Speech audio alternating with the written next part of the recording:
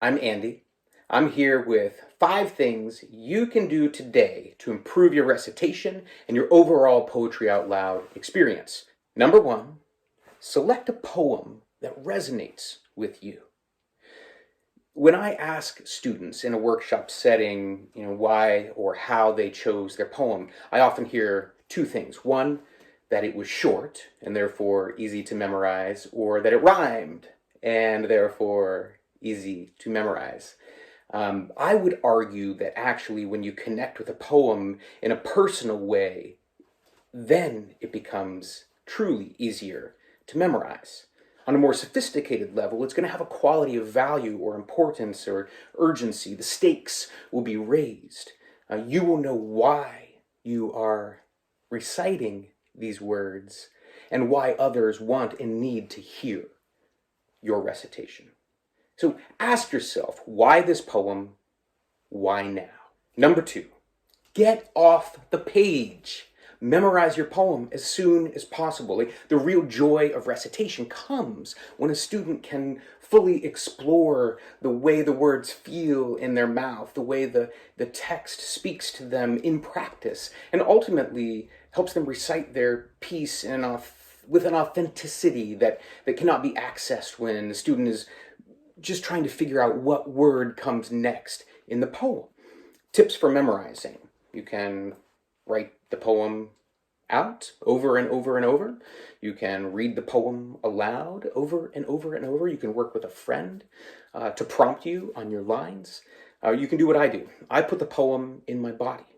For me, that is often just holding a page or the book and finding a space where I can walk in a circle.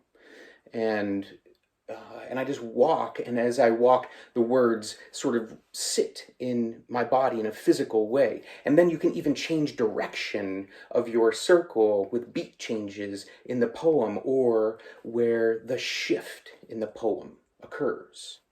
Tip 3, identify the shift in the poem. How is the poet's expression different at the beginning than at the end? Where does the shift happen for that poem? If you're not sure where it is or how to find it, look for structural clues, spaces, punctuation, capitalization, break in the rhythm or repetition. These are oftentimes signifiers that is where a shift of tone or energy happens in a poet's writing. So how can you bring emphasis to that moment for the listener? Sometimes it's just silence or a breath.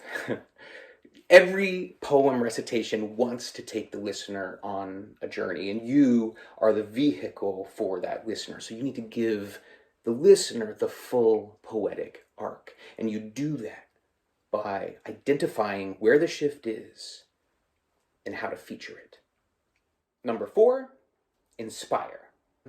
I'm not talking about what it means to motivate energetically or to ignite within yourself. That's not what I'm talking about when I mean inspire. I mean something much more biological. To actually, literally breathe in. Before any inspired verbal expression, you need to breathe.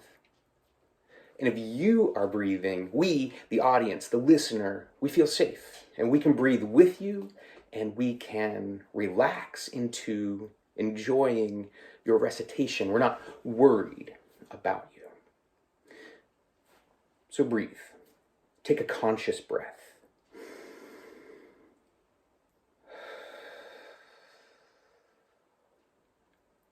Then stand there. Inhale, and at the top of the inhalation, begin your recitation.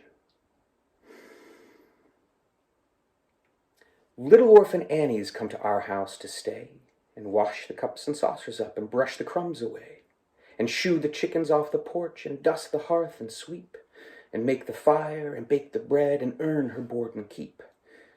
And all us other children, when them supper things is done, we sit around the kitchen fire and has the mostest fun, a-listening to the witch tales that Annie tells about, and the goblins that get ya if you don't watch out.